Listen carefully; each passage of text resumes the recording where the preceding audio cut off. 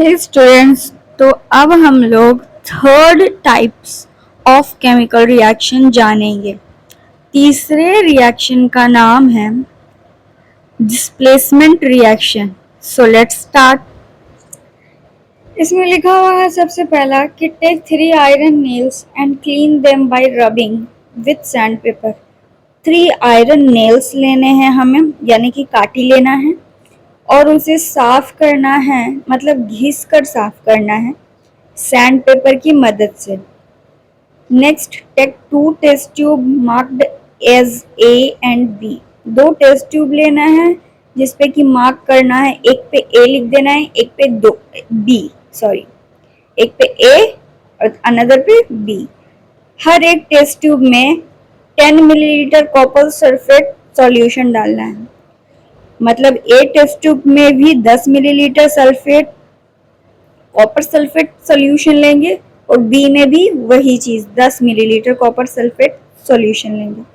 उसके बाद tie 2 iron nails with a thread, मतलब कि जो आयरन नेल है ना, 2 आयरन नेल्स को ही हम, सिर्फ 2 को एक धागे की मदद से बांध देंगे टाइटली और उसे हम केयरफुली इमर्स करेंगे, यानी कि डुबा देंगे कॉपर सल्फेट सॉल्यूशन में, बी टेस्ट ट्यूब में, ठीक है, ए में नहीं। फॉर अबाउट 20 मिनट्स, लगभग 20 मिनट के लिए। आपको दिख रहा होगा कि इधर बगल वाले फिगर में 2 आयरन नेल्स को डुबोया गया है। Keep 1 iron nail aside for comparison, और जो थर्ड वाला आयरन नेल था ना, उसे हम साइड में रखेंगे, कंपैरिजन भी तो हमें करना है ना। अब है आफ्टर 20 मिनट्स, 20 मिनट के बाद, take out the iron nail from the copper sulphate solution. उस कॉपर सल्फेट सॉल्यूशन से हमें उन दोनों आयरन नेल्स को निकाल देना है। Compare the intensity of the blue colour of copper sulphate solution in test tube A and B. अब बोला जा रहा है कि ब्लू कलर की जो इंटेंसिटी थी कॉपर सल्फेट सॉल्यूशन के, जो टेस्ट ट्यूब ए और बी में हमने लिया था, उसे कंपेयर कीजिए। Also compare the colour of the iron nail dipped in the copper sulphate solution, और उसके साथ ही कंपेयर करना है हमें आयरन नेल के कलर को, जिसको हमने डुबाया था कॉपर सल्फेट सॉल्यूशन में, with the one kept aside, उससे जो हमने डुबाया नहीं था, जो पहले से पहले लिया था हमने और अब के, उन दोनों को कंपेयर करना है कलर में और intensity of the blue colour की इंटेंसिटी में। अब आगे देखते हैं, why does the iron nail become brownish in colour. बोल रहा है कि जो लोहे की कील थी, जो आयरन नेल थी, वो ब्राउनिश क्यों हो गई, मतलब भूरे रंग की क्यों हो गई। And the blue colour of copper sulphate solution fades, और जो blue colour copper sulphate solution का कलर जो ब्लू था वो फीका क्यों पड़ गया। फेड्स का मतलब फीका पड़ना।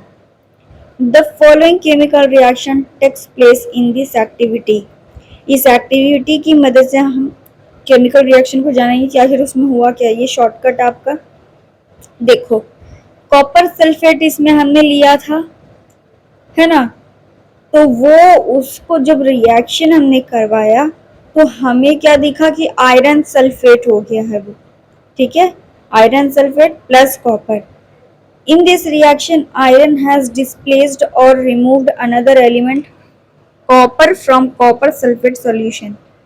सीधा सीधा इसमें लिखा हुआ कि इस रिएक्शन में हम क्या देखते हैं कि आयरन ने जो है वो क्या किया है कि कॉपर सल्फेट सॉल्यूशन से कॉपर को ही हटा दिया, रिमूव कर दिया है, ठीक है। तभी तो देखो इधर कॉपर सल्फेट है पर इधर क्या दिख रहा है प्रोडक्ट में, iron sulphate. This reaction is known as displacement reaction, मतलब आयरन ने जगह ले ली कॉपर को हटाकर, तो डिस्प्लेस कर दिया ना। This reaction is called displacement reaction. समझ आया। आगे देखो एग्जाम्पल दिया हुआ है दो। जिंक प्लस कॉपर सल्फेट को हम रिएक्शन करवा रहे हैं तो हमें मिल रहा है जिंक सल्फेट, ठीक है, यानी कि उसने क्या किया है, कॉपर को हटा दिया है और खुद ही जगह बना ली है जिंक ने। ठीक है, जिंक सल्फेट हुआ तब जाके कॉपर हुआ है। फिर यहाँ पे देखते हैं हम कि लीड प्लस कॉपर क्लोराइड को रिएक्शन करवा रहे हैं, मगर इस अब इधर क्या हुआ है कि कॉपर की जगह किसने ली है, लीड ने। लीड क्लोराइड बन चुका है। लीड ने कॉपर क्लोराइड को डिस्प्लेस कर दिया है और खुद जगह ले ली है, लीड क्लोराइड बन गया है। Zinc and lead are more reactive element than copper. Copper से ज्यादा रिएक्टिव है जिंक और lead. They displace copper from its compound. उनके कंपाउंड से कॉपर को डिस्प्लेस कर दिया है। दूसरा आपका केमिकल रिएक्शन का टाइप से फोर्थ वाला double displacement reaction.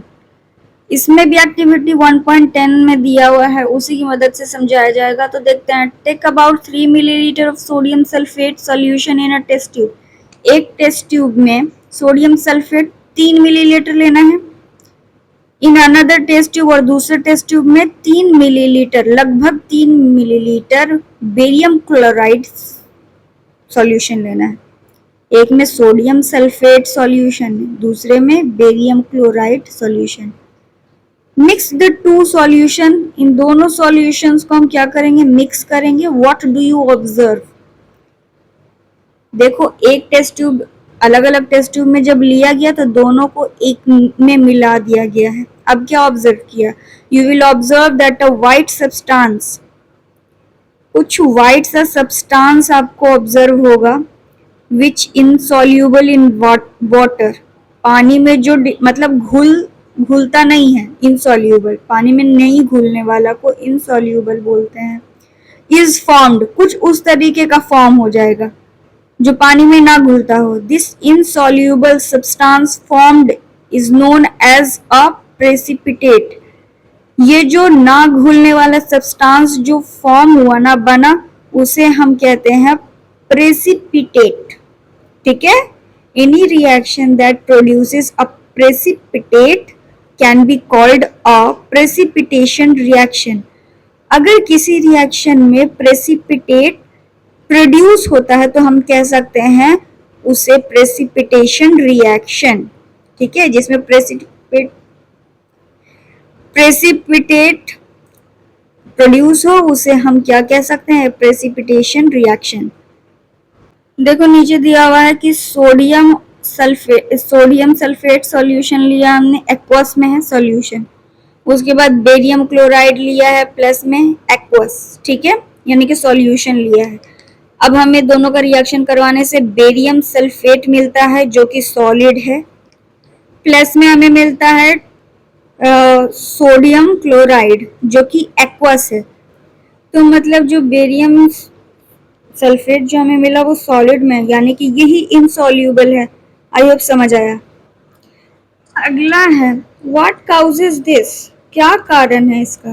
The white precipitate of BaSO4 यानी कि barium sulphate is formed by the reaction of ये सल्फेट एंड बेरियम।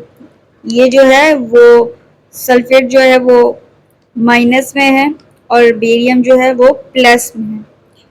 तो ये जो वाइट प्रेसिपिटेट हुआ ना बेरियम सल्फेट का फॉर्म हुआ, जो वो किसके, सल्फेट प्लस बेरियम। सल्फेट आपका माइनस में था, निगेटिव चार्ज मतलब, और बेरियम पॉजिटिव चार्ज था, उसी के रिएक्शन के द्वारा हुआ है।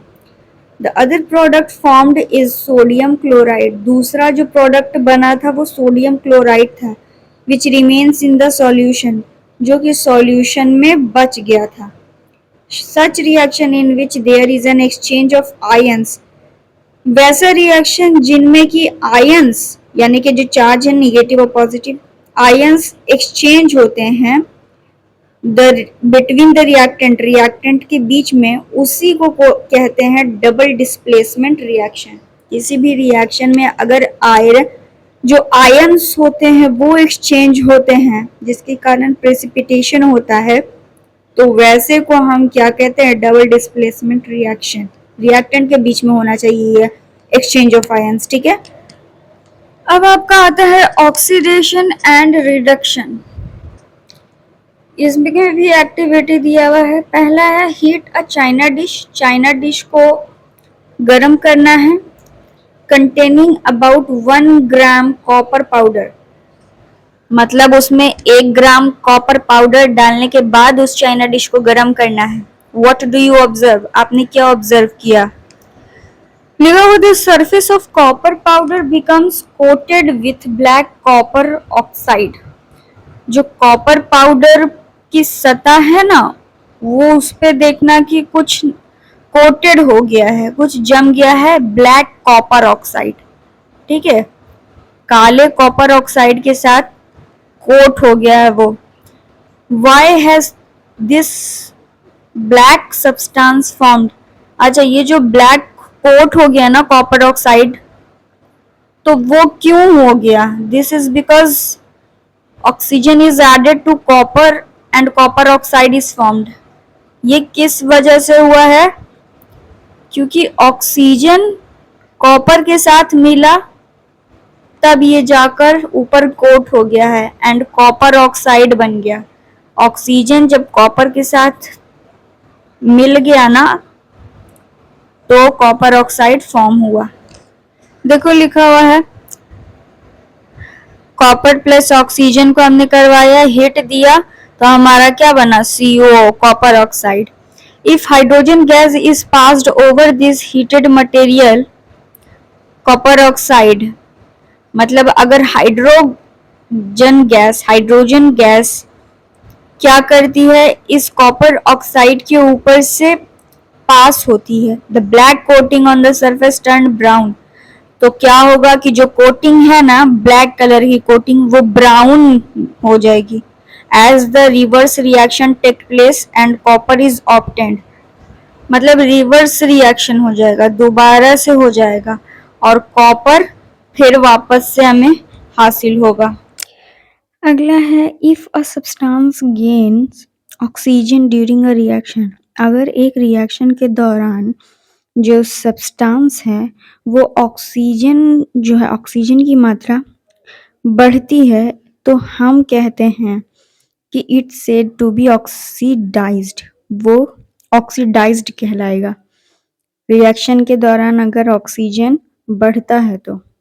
If a substance loses oxygen during a reaction, या तो फिर अगर एक रिएक्शन के दौरान ऑक्सीजन अगर कम हो जाता है तो हम उसे कहेंगे रिड्यूस्ड। ठीक है, यानी कि रिडक्शन हुआ है। ड्यूरिंग दिस रिएक्शन, इस रिएक्शन के दौरान कॉपर ऑक्साइड जो है is losing oxygen and being reduced, मतलब ऑक्सीजन को ये क्या कर रहा है? रिड्यूस कर रहा है और लॉस कर रहा है। The hydrogen is gaining oxygen, और हाइड्रोजन जो है ऑक्सीजन को गेन कर रहा है एंड इज बीइंग ऑक्सीडाइज्ड, और फिर ऑक्सीडाइज्ड हो रहा है। इन दूसरे शब्दों में अगर कहें कि वन रिएक्टेंट गेट ऑक्सीडाइज्ड, एक रिएक्टेंट ऑक्सीडाइज्ड हो जाएगा, जबकि जो दूसरा है वो रिड्यूस्ड हो जाएगा एक रिएक्शन के दौरान। Such reaction are called oxidation reduction reaction. मतलब ऐसे रिएक्शन को हम क्या कहेंगे? ऑक्सीडेशन रिडक्शन रिएक्शन, या तो फिर सिंपल सा रेडॉक्स रिएक्शन। समझ में आया? ऑक्सीजन अगर बढ़ता है तो वो ऑक्सीडेशन कहलाएगा, यानी कि ऑक्सीडाइज्ड कहेंगे हम उसे। अगर जो ऑक्सीजन लूज कर रहा है, रिड्यूस हो रहा है, तो उसे हम क्या कहेंगे? रिडक्शन। रिड्यूस से रिडक्शन। ठीक है, नीचे ही आपका लिखा हुआ देखो, कॉपर प्लस हाइड्रोजन H2O बनाया, तो इसने ऑक्सीजन को गेन किया है ना, बढ़ गया है, तो ऑक्सीडेशन देखो ऊपर लिखा हुआ है। नीचे में कॉपर ऑक्साइड था, मतलब ऑक्साइड यानी कि ऑक्सीजन था, मगर यहाँ पे सिर्फ कॉपर रह गया, यानी कि ऑक्सीजन को लूज कर दिया गया है, तो रिडक्शन। देखो उसके आगे भी एग्जाम्पल लिखा हुआ है रिडॉक्स रिएक्शन का। देखो यहाँ पे जिंक ऑक्साइड है ना, प्लस में आपका कार्बन है, पर हमें रिएक्शन करवाने के बाद देखो जिंक ऑक्साइड था पर इधर जिंक ही रह गया है, यानी कि यहाँ पे क्या हुआ है? रिडक्शन हुआ है है ना। और सी से कार्बन डाइऑक्साइड हो गया, CO हो गया है, तो इसमें ऑक्सीजन ऐड हो गया है, तो ये आपका क्या कहलाएगा, ऑक्सीडेशन, ऑक्सीडाइज्ड हुआ है। दूसरा भी समझ में आ गया होगा, बताने की ज़रूरत है नहीं, बिल्कुल सिंपल सी चीज़ है ये। इस रिएक्शन में ना के नीचे सेम वही चीज़ लिखा जो अभी मैंने बताया कि इन रिएक्शन में 1.31 carbon dioxide is oxidised. Carbon dioxide carbon जो है वो ऑक्सीडाइज्ड हो गया है अभी, जैसा कि मैंने बताया है ना। और ये zinc oxide is reduced to Zn, है ना। जिंक ऑक्साइड में क्या हो गया, रिडक्शन हो गया, रिड्यूस हो गया, क्योंकि ऑक्सीजन गायब हो गया उसमें से। उसके बाद है लिखा हुआ in reaction 3.2 HCl is oxidised to Cl2।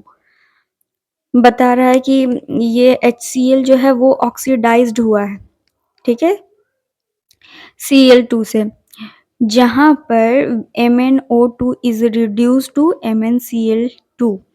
बोल रहा है कि जो यहाँ पे मैंगनीज ऑक्साइड है वो क्या हुआ है, रिड्यूस हुआ है मैंगनीज क्लोराइड से। From the above example, we can say that if a substance gain oxygen or loss hydrogen during a reaction, it is oxidized। मतलब कि ऊपर दिए गए एग्जाम्पल के साथ हम कह सकते हैं कि अगर किसी सब्सटेंस में ऑक्सीजन गेन करता है और हाइड्रोजन को लूज करता है तो वो ऑक्सीडेशन यानी कि ऑक्सीडाइज्ड कहलाएगा। अगर ऑक्सीजन को लॉस करता है और हाइड्रोजन को गेन करता है एक रिएक्शन के दौरान तो वो रिडक्शन या तो फिर रिड्यूस्ड कहलाएगा।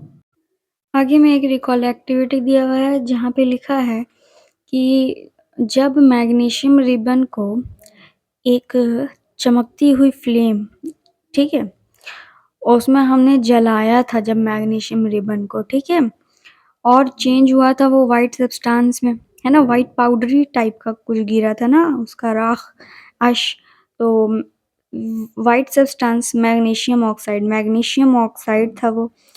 इज मैग्नीशियम बीइंग ऑक्सीडाइज्ड और रिड्यूस्ड इन दिस रिएक्शन। तो आपको बताना है कि मैग्नीशियम जो मैग्नीशियम था वो ऑक्सीडाइज्ड है या फिर रिड्यूस्ड है इस रिएक्शन में। बिल्कुल सिंपल सा है, ये जवाब आपको देना है। आगे लिखा हुआ have you observe the effect of oxidation reaction in everyday life. क्या आपने ऑब्जर्व किया है, करते हैं ऑक्सीडेशन रिएक्शन का हमारी रोज़ाना की ज़िंदगी में। एक होता है corrosion. You must have observe that iron articles are shiny when new. आपने महसूस किया होगा, ऑब्जर्व किया होगा ना कि कोई भी लोहे की चीज़ हम लाते हैं वो शुरुआत में तो जब न्यू होता है ना, वो जब नए नए लाते हैं तो वो बेचारा बहुत चमकता है, शाइन करता है, but get coated with a reddish brown powder when left for some time. फिर कुछ समय के बाद, कुछ वक्त बीतने के बाद हम देखते हैं क्या कि उसके ऊपर एक कोटिंग आ जाती है, एक परत जम जाती है, वो भी कैसे, भूरे रंग की, रेडिश ब्राउन पाउडरी टाइप का जम जाता है, यानी कि जंग लग जाता है। The process is commonly known as rusting of iron. Rusting का मतलब जो जंग होता है ना उसको इंग्लिश में रस्ट बोलते हैं।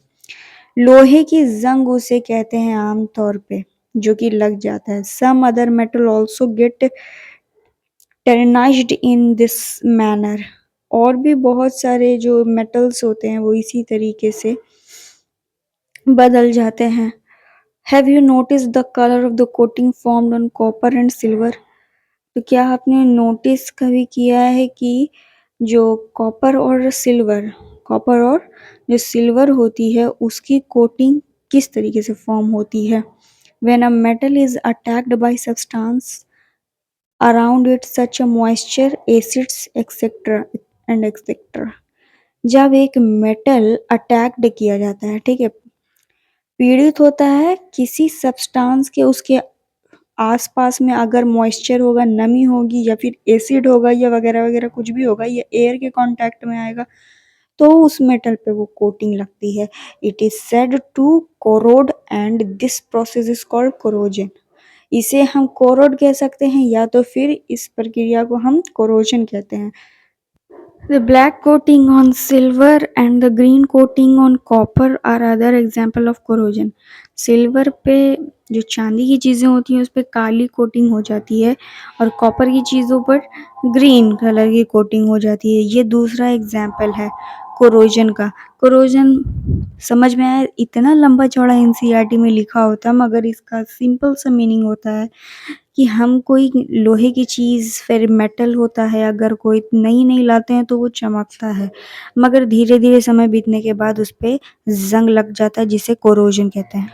और ये इस वजह से होता है क्योंकि उसके आसपास उस मेटल या फिर उस लोहे की आयरन आर्टिकल के आसपास थोड़ा सा कोई मॉइस्चर होगा या फिर एसिड्स होगा, इसी की वजह से वो कोटिंग हो जाती है, जंग लग जाता है। उसके आगे लिखा है corrosion causes damage to car bodies, bridges, iron railing, ship and to all object made of metals। जितने भी तरीके के मेटल्स की जो बनी हुई चीज़ें होती हैं जैसे कि आयरन, लोहे की रेलिंग, जहाज, पानी वाले जहाज शिप्स और ब्रिज, ये सब में कार की बॉडीज जो पूरा कार होता है वो डैमेज हो जाता है कोरोजन के कारण। Specially those of iron, specially जो लोहे के बने होते हैं, ठीक है। मेटल्स पे तो फिर भी टाइम लगता है मगर जो लोहे के बने होते हैं ना वो खास तौर पे जल्दी हो जाते हैं खराब, डैमेज हो जाते हैं। Corrosion of iron is a serious problem. Corrosion जो है आयरन की एक सीरियस प्रॉब्लम है। Every year an enormous amount of money is spent to replace damage iron. हर साल जो है कि बहुत ज़्यादा मात्रा में इसमें पैसे खर्च करने पड़ते हैं इसके डैमेज को सुधारने के लिए। You will learn more about corrosion in chapter 3। अब इस कोरोजन के बारे में भी एक चैप्टर है जो कि आपको चैप्टर 3 में पढ़ने का है। अब आता है rancidity. Have you ever tasted or smelled the fat oil containing food material left for a long time? आपको कुछ टेस्ट या फिर कुछ सुगंध आपको मतलब आपको स्मेल लगता है थोड़ा सा गंध किसका? तो फैट का, वसा का या फिर तेल का। तेल जो फूड कंटेन करता है, जो भोजन में बहुत ज़्यादा तेल है, बहुत लंबे समय से वो चलता आ रहा है तो उसका आपको टेस्ट या स्मेल फील होता होगा। When fats and oils are oxidized, जब वसा और तेल ऑक्सीडाइज्ड होते हैं, they become rancid and their smell and taste change. जब वो दोनों ऑक्सीडाइज्ड होते हैं तो क्या होता है कि उसका वो रेंसिड हो जाते हैं और उनकी स्मेल और टेस्ट चेंज हो जाती है। Usually substances which prevent oxidation, antioxidant भी जिसे कहा जाता है, ऑक्सीडेशन को एंटीऑक्सीडेंट भी बोला जाता है। तो oxidation are added to food containing fats and oil.